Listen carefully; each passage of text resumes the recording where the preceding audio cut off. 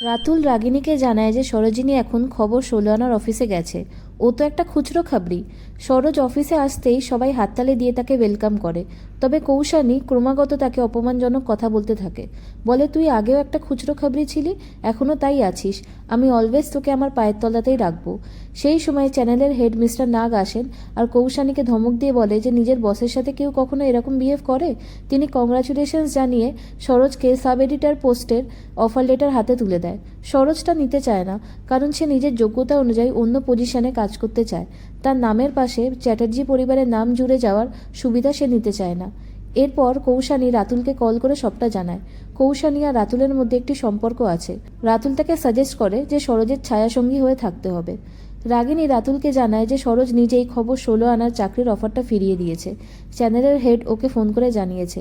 Channel 16 আনাকে তারা কিছু কাজের জন্য ফেসিলিটিস অফার করতে চাইলে সেই অফারের এনভেলপটা রনো নিয়ে নেয় আর নিজে চ্যানেল 16 আনার অফিসে এসে পৌঁছয়।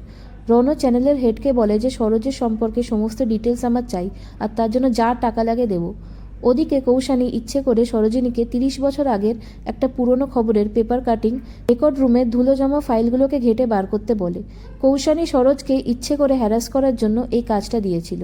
রনো সেটা দেখতে পায় আর সরোজিনীকে বাধা দেয়। তারপরে তাপস কৌশানীর নাম নিলে রনো কৌশানীকে সাবধান করে দেয়। চ্যানেলের হেড কৌশানীকে টার্মিনেট করতে চাইলে সরোজ তা না করার জন্য অনুরোধ করে। রনো বলে, আপনি কাজ করতে পারেন, তবে এমন কিছু করবেন না যাতে চ্যাটার্জি বাড়ির সম্মান মাটিতে মিশে যায়। চ্যানেলের হেড রনোকে জিজ্ঞাসা করে যে সরোজিনী যে চাকরিটা চাইছে সেটা কি দিয়ে দেবো।